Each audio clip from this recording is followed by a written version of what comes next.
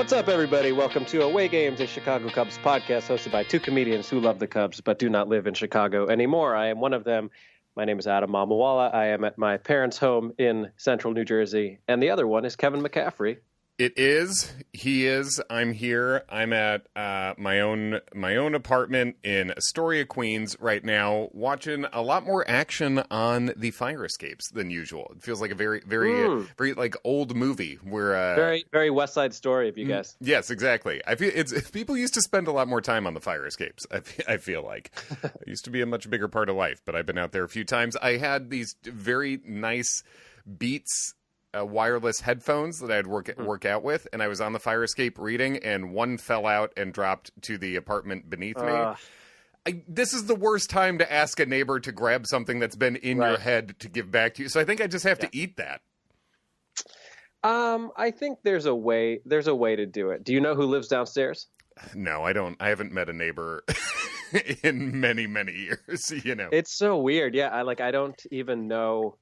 Like my place in Astoria, I've said like hello to the people who live on the bottom two floors, but we've never had a conversation. Right. And then it reaches a point where it's like, okay, I've lived here for 6 months. I can't just now go introduce myself. Like, I know. The time to bring over a tray of cookies has long since passed. Yes. It's like I didn't know my barber's name for a long time. We just never asked each other our names for years, and I thought it was fine, even though I knew a lot about his family, and we knew all about each other's lives, but we never called each other by name, and I never would call. I would just show up. I would never call to make an appointment or anything.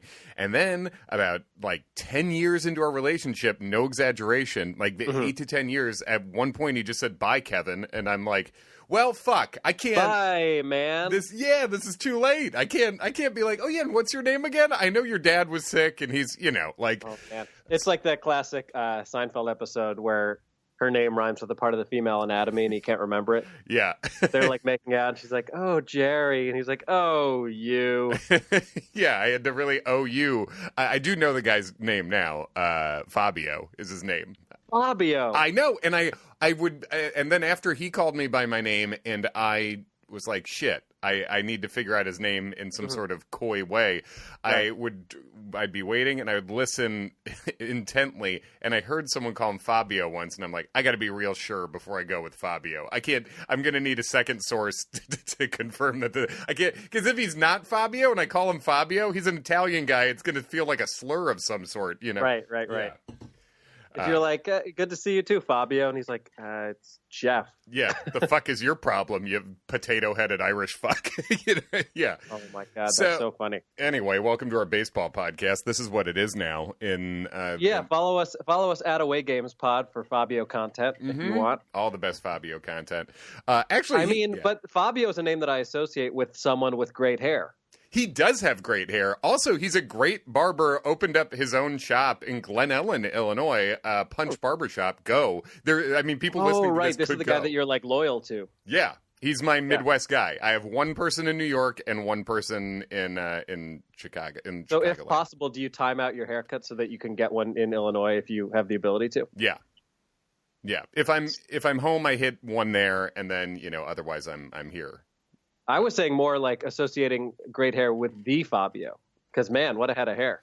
Yeah, that guy's got a lot of hair. It's absurd. You really got to be a certain type to pull off the Fabio hair. Yes, but my friend Fabio Giovinco, he's just a solid normal person's head of hair. Great barber. Go there we go. This episode's brought to you by Punch Barbershop in Glen Ellen. Whenever they open again, I assume they're closed now, but yeah. Did he ever get hit in the face by a goose on a roller coaster? To my knowledge, no. And he was a boxer, so if he did, I feel like the goose would definitely get the worst of it. He'd punch back. Do you know that story? I do, yeah. That Fabio was on a roller coaster and he just came, as it pulled in, he was bloodied from a goose. Yeah. I watched a lot of late night comedy talk shows in the 90s. Not until Sully landed that plane on the Hudson was there a more egregious goose attack on the human race. Man, did you see Pitchfork gave Egregious Goose's new album 8.4? Did you see that? That was really, I thought they overrated That's a great band name. Yeah. So what we've been doing to keep our baseball podcast going during this quarantine is Adam and I have each brought a topic of some fun to each other, typically surprising each other. This one took a little, not research, but just thought. So we let each other in on what our topic would be this time. Although I have a bonus topic that is specifically Cubs related that I just found out. Okay. Yeah. And this is sort of giving you guys a place to go. This is an audio medium, so this doesn't really give you the full enjoyment of this, but basically Molly Knight, who has blocked me on Twitter for very weak reasons. I typically enjoy Molly Knight, but she was talking a bunch of shit about Steve Bartman in 2016. She's a Dodgers fan, and I pointed out what a weak move that was, and she just immediately blocked me. A doubly weak move. Anyway, she's usually fine otherwise. Is she a journalist? Or yeah, she's a Los Angeles Dodgers journalist. So she did a thing for The Athletic where she aggregated a bunch of Major League Baseball players and their dogs. Nice. So you can go check that out on The Athletic. That's fun. The Cubs are featured. She goes team by team, which is fun. And you get to see the names of the dogs, which is great. The standout things, Max Scherzer does have a dog with the eyes like he does. So that's cool. That is cool. Obviously a ton of the baseball players name their dogs after other baseball players. Like Michael Conforto's dog is named Griffey, for instance. Brandon Nimmo's is Jake the Snake. Good call. Not a I like it because it's naming your animal another animal is crazy. Naming your dog Jake the Snake is insane. So shout out Brandon Nimmo and his dog, who must be having some sort of an identity crisis. And the Cubs have 3 players and dogs featured. They've got Anthony Rizzo and his dog. I'm biased. To me, the most insane name for a dog, Kevin. So Kevin's featured. Jason Heyward's puppy is featured. It's a great puppy, but Jason Heyward has not provided the name of the dog, which seems Heyward, sort of understated, you know. And Kyle Schwarber. Do you know what kind of dog Schwarber has? I have no idea what kind of dog Schwarber has. Dalmatian. Oh, I like it. He's a big Schwarber's big supporter of military, cops, fire department, that first responders. Okay. So that kind of makes sense with the fire department tie-in for Dalmatian. You know, if I were to picture Kyle Schwarber in a fireman's outfit, it totally makes sense in my brain. It works. Yeah, that guy can carry some shit out of a house, I think. Since we don't know what Jason Heyward's dog's name is, what would be a name that you would come up with for Jay Hay's dog? Rain delay. Rain delay's good. Mm-hmm. That's the positive twist. I was thinking 4-3. Hey, what's up, 4-3? Hey, ground out. How you doing, ground out? Yeah. Goldie. Goldie for like the Gold Glove, yeah. You know. Yeah. So that's a nice one. All these are good options. So Jason, if you're listening, go ahead. Feel free to steal. And if you are listening, I'm sorry. Yeah, but you've checked the box score. It's fine. We're all good. We're all friends. So it's cool. So what do you want to talk about, Adam? You know what? I have one more very, very random fun thing. I don't know if you noticed this Twitter exchange from our Twitter account, but I think it's mostly me. But I have a tendency over the past few years to tweet random things about Allstate agent Jeff Vukovich. Okay, yeah, that's a you thing, yes. Yeah, I just think it's funny that the Cubs always on their broadcast mention that they have like a specific Allstate agent that you should reach out to, who's just like a real dude who works for Allstate, but somehow he's the person who's always mentioned in the broadcast. At one point, I think the most liked tweet of my Vukovich series was what a series it's been. That I want a Jeff Vukovich in the streets, but a mayhem in the sheets. People seem to enjoy that. That's good. But at Away Games Pod, follow us. We got a tweet from apparently his son, Jeremy Vukovich, who looks like he's like an MMA fighter or something. Oh, great. And it looked like he had just like searched for Vukovich, and a bunch of our tweets came up. And then he just responded, because I think I tweeted like, I would be the most starstruck if I got to meet Jeff Vukovich. And he tweeted at us like, "LOL, you can meet him if you want to. He's my dad." So apparently, at some point, maybe we'll get on a Zoom with Jeff Vukovich and see what he has to say about this pandemic. Man, that's outstanding. That is so much better news than I thought you were going to bring to me today. That is awesome. Jeff Vukovich, the Cubs' particular agent. Yeah, I just don't get it. I don't get like what it means. It's very strange for a major team, corporation, whatever, to have like one insurance agent guy. They're like, "Yeah, go see this guy." Just word of mouth. They're just vouching, but that's great. Vukovich, the whole Vukovich family. You're they're team away games. That's great. Yeah, I got a kick out of that. So we've got time. Maybe if Jeff Vukovich is willing to hop on a call with us, I don't see why not. Yeah, sure. I mean, we should do that and get his origin story. How'd this happen? Yeah, how did you get to be the guy? Yeah, totally. You want to start with your fun topic for the week? Sure. So we're a baseball podcast, but primarily a Cubs podcast, since that's the team we follow most. That's who we love. So during this downtime, I thought it would be a nice time to reflect on our favorite non-Cubs teams of all time. And this can go one of a couple of ways. It can be what next team do you root for the most? Which for me, I have a couple that I like, but it sort of shifts depending on the time and season. But I do have two specific teams with like specific years, a roster, a time. And I picked two because I think I wondered if one would be a crossover, if one would be the team you would name too. So I have a backup too. But I think my favorite, now that I look back at it, was the 95 Cleveland Indians. Which, if you look back, say that again. Which team? The 1995 Cleveland Indians. Okay, that's a little before my watching baseball. So I'm not. Yeah. My other team, also from 1995, the 95 Mariners, which I thought would maybe be more of a you pick. Yeah.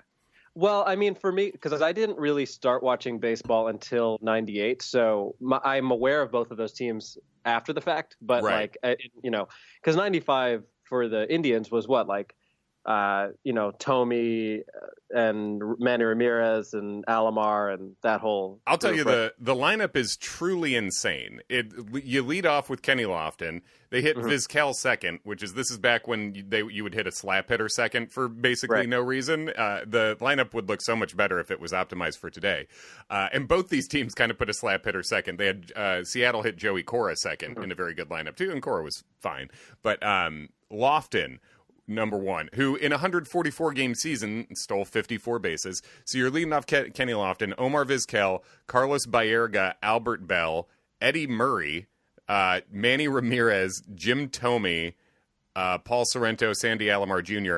I mean, the best hitters in this particular lineup this year were three guys who were not one of the three, or two Hall of Famers and three could be Hall of Famers. Like this is a lineup where, you can make cases for 5 Hall of Famers in this thing. Jim Thome's in there, and he was hitting 6th or 7th a lot of the year. Manny Ramirez was young, but Ramirez, besides all the cheating, would be a Hall of Famer.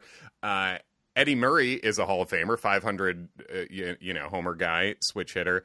Albert Bell hit 50 homers, 50 doubles, and 126 RBIs in 143 games. Just truly insane. And Kenny Lofton is one of the most overlooked Hall of Fame cases ever. It was just such a fun team and such a bonkers offense. And we talked about video games last week, and this was very much like a video game team. If you're playing a video game, this is a team you would pick. Like, you would pick Madden, the Colts with Edgerrin James and Marvin Harrison. You pick the team with the weapons.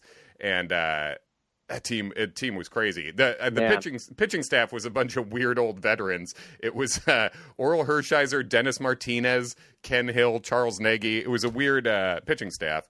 And did they lose to the Braves in the World Series that year? They did. That was the Braves' one title. The Indians went 144 during the regular season in the shortened season, but just I gotta say, I'm sure for Indians fans, 2016 was a tough pill to swallow. But if I'm an Indians fan, that that group in the 90s not having won a World Series would really be the thing that kills me. Totally. It's just, I mean, especially, I mean, they were so close in 97.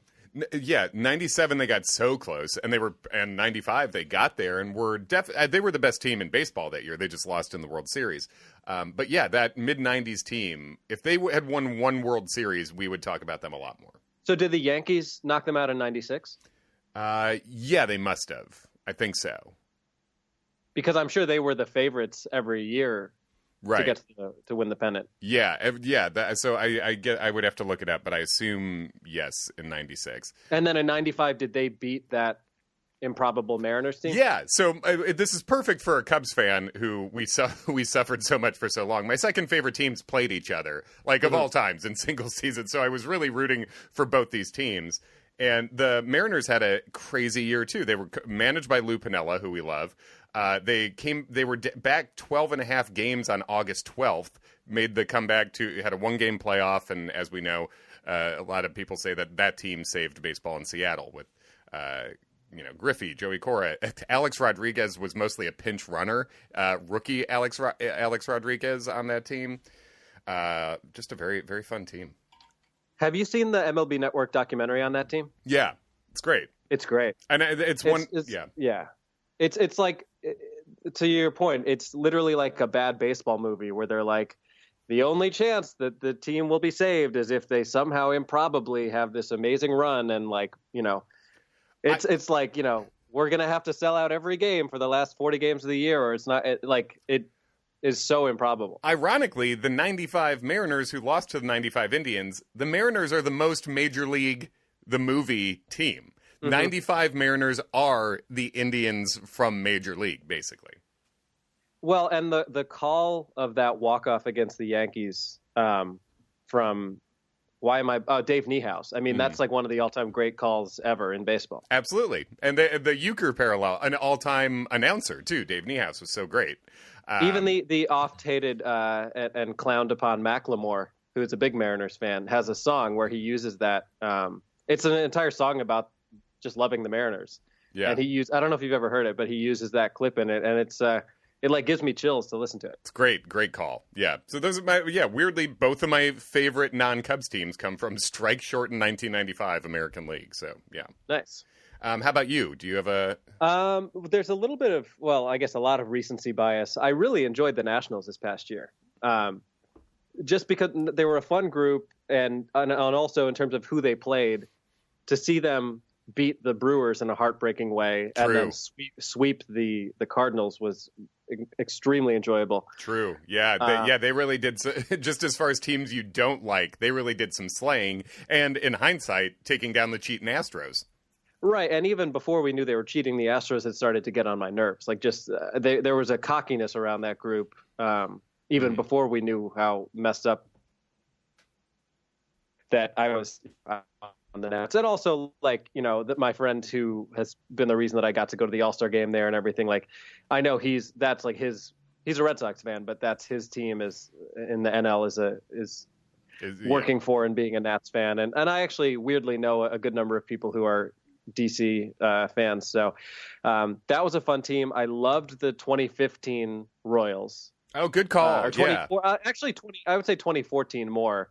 And then obviously in 2015, I was also rooting for them once the Cubs, didn't get to the World Series. But good call. Those were that was I love a team with speed. That was the kind of player I was back in the day. I was not a good hitter. I would bunt once or twice a game, play a good defense in center field, and steal bases. And I really like that kind of a team. And that Royals defense was all stealing bases, making contact, and playing good defense. And it was a fun, weird one to watch. Yeah, the 2014 team was super fun. And then in 2015, obviously, they have that great comeback against the Astros, which was great. That was very redundant, but it was great. Great. Yeah. And then once the Cubs got trounced by the Mets, I was completely, if I wouldn't have been before, rooting for the Royals to ruin the Mets' dreams. Yes, I have a lot of Mets fans in my life who I want to see happy. And I will root for their happiness, but I viscerally can't root for the Mets. I compartmentalize it in my head, Yeah. But I would say the first non-Cubs team that I really like deeply cared about was the 2004 Red Sox. Yeah, I think that makes sense. I was generally pro Red Sox too. Yeah, in 2004 Red Sox, I guess, because that would have been, well, that was the year they won. So, yeah. I mean, I always kind of rooted for the Red Sox as my AL team. Definitely not anymore, but like when they and the Cubs were in the same boat as being like, you know, the teams fighting against a curse. Like that 2003 was the most disappointing year of watching baseball for me ever, because to see the Cubs lose in the way they did and then, you know, get walked off by Boone. Because if the Red Sox had at least won that year, you know, I certainly would have been all in on rooting for them against the Marlins. Yeah, it really felt like a slight shift of what the universe was supposed to be, because Cubs Red Sox World Series looked like the most likely thing, with the two longest droughts coming at each other there. And what a World Series that would have been. I mean, with both of those teams having not won for that long, and they were a collective 10 outs away from that. Yeah. And just, God, how cool it would be, and just those stadiums. And it would still be an amazing World Series at any time between those two franchises. But yeah, you would never be able to recreate the energy that would have been there at that time, for sure. Right. And on the Cubs side, you have Bernie Mac singing root for the champs. And on the Red Sox side, you have them starting to paint the World Series logo on the field at Fenway, which is so idiotic. When you're already a cursed team, just don't do shit like that. How much time are you saving? Right. They wouldn't have had time to paint in between. It was wild. Yeah. But yeah, that 2004 team in particular, growing up in New Jersey at that time, I was surrounded with Yankees fans who were actively obnoxious, a lot of whom knew nothing about the team. And that my hatred for Yankees fans was solidified the year before in 2003, where I remember. Uh-oh. Yankees, the Yankee fans have cut in and taken away Adam's Wi-Fi. And hold on, you're cutting out. Wearing Yankees shirts. Did I cut out? Yeah, the Yankees hacked in and and cut out that whole chunk. Damn it! I've been my hatred has been censored. Yeah. Basically, I remember coming in that day after Game 7 in 2003. And seeing a lot of people wearing Yankees fans, and just as a baseball fan, talking to people like, "Oh my God, can you believe that game last night?" And there were numerous people who were like, "Oh yeah, I didn't end up staying up to watch it." Right. It's like, then don't wear the shirt. What are you even talking about? And don't talk to me about it. You don't right. You can't brag about it. I'm not a big time snob about bandwagon stuff, whatever, you know, because I'll dip in and out on some of my favorite teams when things are good and bad. We have to try to live our lives, you know. But I hate people, but you can't be the person who isn't watching, you know, the playoffs of your favorite team and then talk shit. You can't do that. Well, that was the thing, was that, you know, it was like the NLCS was like a day before, and I was getting so much shit from people about the Cubs because of what had happened. So combine that with a bunch of Yankees fans bragging about the Yankees who don't even watch the team. And my, you know, I was very much all in on the Red Sox that following year. And I think that 2004 ALCS is as much fun as I've ever had watching a non-Cubs series in my life. That makes a lot of sense, especially watching it crumble in such an insanely historic way, the only time from up 3-0 to losing, and watching that happen to assholes around you is chef's kiss perfect. That is wonderful. It was great. Yeah. Cool. So yeah, that was my topic for the day. Yeah, and now, I mean, we can cut it off there, or we can go. I don't know how long we've been recording here. What do you think? We got a few minutes. We got yeah. All right. Well, we've probably talked about this at some point before, but I wanted to talk about first major league game experience and what you remember of that. So when would that have been for you? First in person. Well, this sort of relates to what I was saying before about not being able to root for the Mets. Because I was born in Chicago, grew up, and then grew up kind of all over the place. A little bit in Oak Park, and then was in San Francisco, and then I lived on Long Island between the ages of 3 and 8 before moving back to Chicagoland. So my first baseball game experiences were going to Mets games at Shea Stadium. My dad would take me, and I was a Cubs fan. My mom was a White Sox fan. My dad was a Mets fan. I ended up a Cubs fan because you can't avoid it. I just couldn't. It was apparently an unavoidable thing for me growing up in Long Island in the formative baseball years, was just a Cubs fan. So actually I wrote a whole personal essay about that and why I was a Cubs fan, which I should link to on the Away Games page. But I found the date because I remember a couple of specific things that happened. I knew I was 5 years old, so that's 1987. I turned 5 in 87. And I knew it was Cubs-Mets, and I knew Andre Dawson hit 2 home runs. These are the facts I knew. So I basically researched for those factors. And apparently the first game I went to was August 7th, 1987. And it was a very appropriate game for me as a Cubs fan because I went and it was the Mets, obviously Mets versus Cubs. The Cubs took a lead early. Andre Dawson hit 2 home runs. And the notable thing is that Heyward Johnson hit a home run. They confiscated his bat. The umpires did, and they sent it to the league to be tested for cork, which I think it tested negative. There was no cork in it. But then Mets manager Davey Johnson demanded that the umpires confiscate Andre Dawson's bat after his second home run, and they said no. And then so the Mets played the game under protest. But the Cubs blew it in the 9th anyway, so the Mets played the game under protest in a game they won, because they just tried to search who became immediately my favorite player, Andre Dawson. They tried to search his bat. The umps were like, no. So all these things, it's crazy how notable in hindsight that one game, my first game, was. But what I mainly remember is a lot of drunk adult Mets fans swearing at me in our section, and my dad like getting into a fight with them basically, but just a lot of like actively piece of shit trash adults that if I saw something like that happening now, I would get involved pretty hard. Swearing at a kindergartner for enjoying a baseball game. So that I think that sticks with me about why I do not, why I just can't like the Mets. Cut out again. Whenever we're talking shit about the New York teams, man, it's the deep state. They're shutting down the Wi-Fi. Hello? Yeah, I'm back. Okay, I'm cool. back, baby. Good. Sweet. I just stopped talking for a second because I saw you freeze. I was just going to say, I like that your first experience was seeing the Cubs blow it in the 9th. Mm-hmm. Then, in turn, your first experience bringing your wife to a baseball game was the Cubs blowing it in the 9th. And I have to assume that if you guys ever have children and bring them to a Cubs game, they will blow it in the 9th. Absolutely. Because, my wife's first game was LaTroy Hawkins in 2004 at Citi Field. So, and for me, this was not my first baseball game was actually a Yankees-Orioles game at Yankee Stadium. I never went to Wrigley when we lived in Illinois. But my first Cubs game was a game in which they blew it in the 9th. Perfect.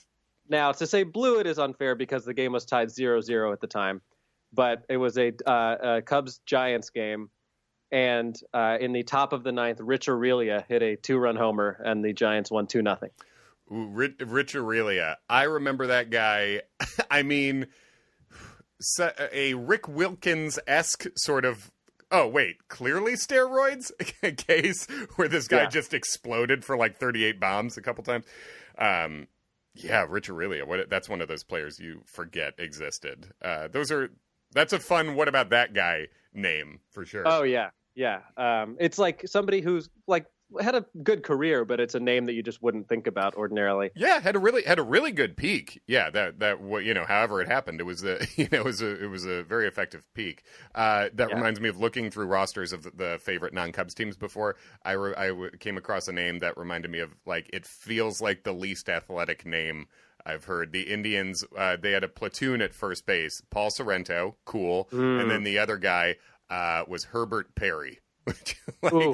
I got to tell you, I'm pitching around someone to get to Herbert Perry. I'm not looking at the stats. I feel like we can get Herbert Perry out. Maybe he's great, but that's funny. Just by name. But yeah, my first major league game because like I said, I didn't really have interest in baseball when I was in Illinois. I was all Bulls all the time. We went to I've mentioned it before, but we went to a Kane County Cougars game, and I don't think I watched a pitch of it. We probably sat in like the lawn or something. But we went to a game, a Yankees-Orioles game at Yankee Stadium. It was Bob Shepard Day. Oh, famous. That's great. So I actually have like a little pin, like a Bob Shepard pin. Derek Jeter. Exactly. The very famous number 2, Derek Jeter, number 2. But surprisingly, Mariano Rivera blew the save in that game. Wow. Wizardry with blowing saves as a viewer. Exactly. My memory of the game is that Scott Brocious hit a home run. Sure. Delino DeShields hit a home run. And I think Albert Bell hit like a game-winning double in that game. And we were way up in the nosebleeds, and there was a group of teenage girls sitting behind us who did not seem to like baseball, but loved Derek Jeter. And so every time he came up, they would scream at a level that, like, I thought my dad was going to make us leave the game because it was that loud, like directly into our ears. Watching your dad or your grandfather or whoever, watching the stress sort of like seep into their face in a public place like that is its own sort of sport. Yeah. My dad does not like noise and people messing with him.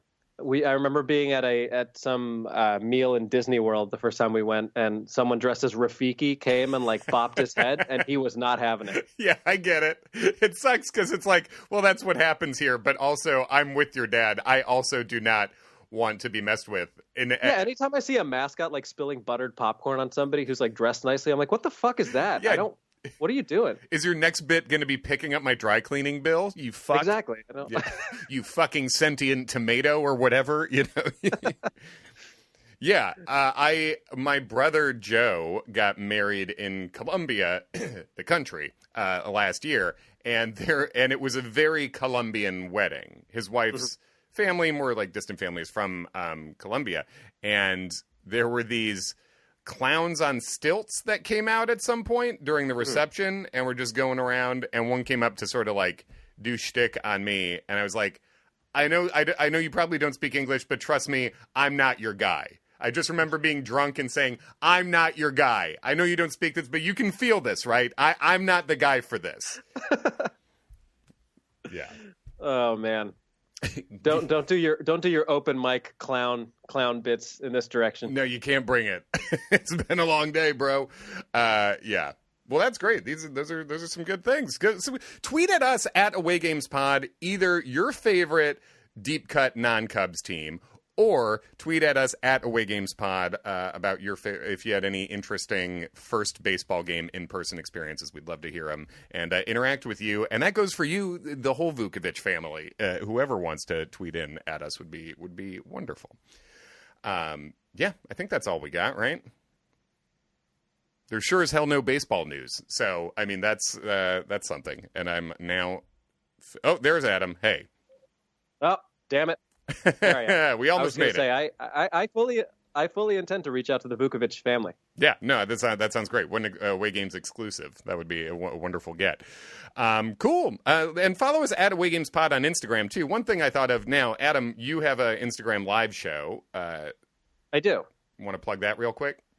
Sure. Yeah, I've been doing a Tuesday, Thursday at 8:00 Eastern, a celeb story show that Kevin was on last week. Shared some fun and interesting stories about Kanye being nice, Common not being so nice, Tom Cruise being nice. That was interesting. Yep. But we've had some really fun and interesting stories, and I've been doing that, and we'll continue to do that until I run out of stories and or interest in doing it. But to this point, it's been a lot of fun, and we've had one of our listeners on as well, Tyler DePatis. Yeah, Tyler. That's great. He was on an episode talking about, and when he actually was the phone-a-friend on Millionaire. His mom was on Who Wants to Be a Millionaire. He got to talk to Reg.